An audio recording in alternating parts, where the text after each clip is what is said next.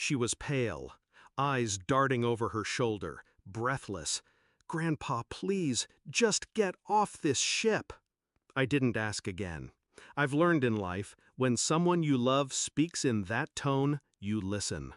I turned, walked past the buffet, and stepped onto the gangway like a man sleepwalking.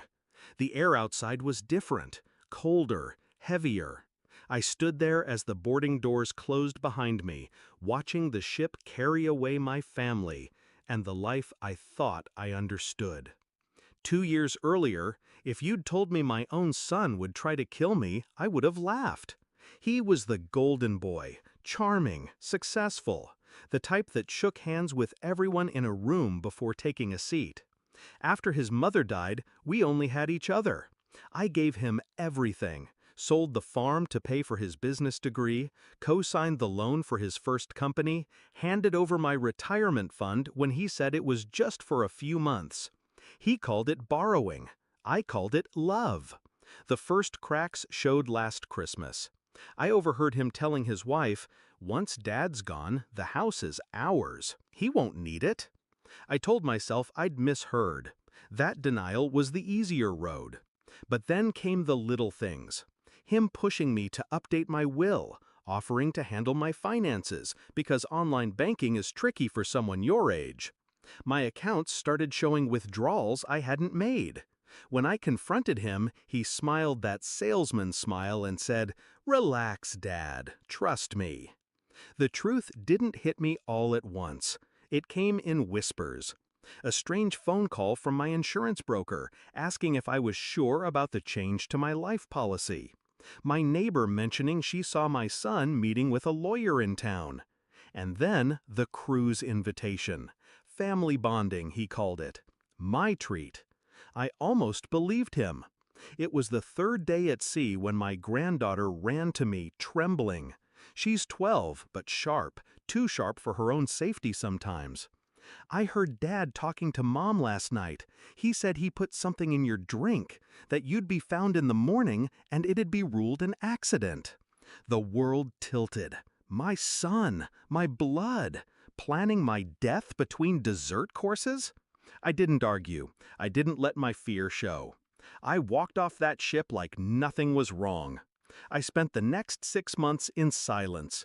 Not with grief. Grief is passive. This was something else. I learned to move like a shadow.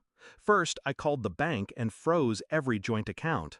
Then I visited my lawyer and rewrote my will, not cutting him out entirely, but making his share contingent on one thing: me dying of natural causes after my 90th birthday.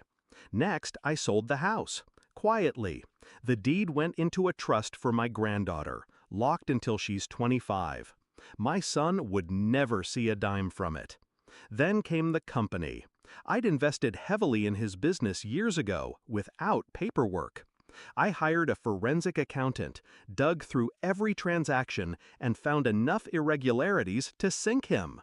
Instead of going to the police right away, I waited. The moment came last Thanksgiving. I arrived at his home with a bottle of wine and a calm smile. He hugged me like he hadn't tried to end me. Over dinner, I asked about the company's finances in front of his wife. Just a casual question. I watched her eyes flicker. She didn't know. Then I slid the manila folder across the table. Bank statements, emails, transfers to accounts in the Cayman Islands. She read in silence. Her hands began to shake. "What is this?" she asked. "Evidence," I said, without looking at him. "And copies have already been sent to the IRS. The color drained from his face. He stammered something about misunderstandings, but I kept talking. Calm, steady, surgical. "You took from me. You tried to take my life. But I'm not here for revenge.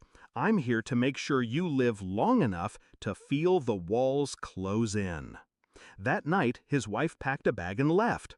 Within weeks, the IRS froze his accounts. Clients pulled out. His business crumbled like wet paper. I never raised my voice. I never broke a law. I just removed the air he breathed. Last month, I got a letter from him. No apology, just blame. He said I'd ruined his life. I burned it. And now? I live in a small cabin by the lake. I fish in the mornings, read in the afternoons. My granddaughter visits on weekends.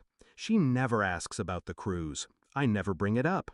But sometimes, when we're sitting on the porch, she catches my eye and gives me the smallest nod, like she knows exactly what I did.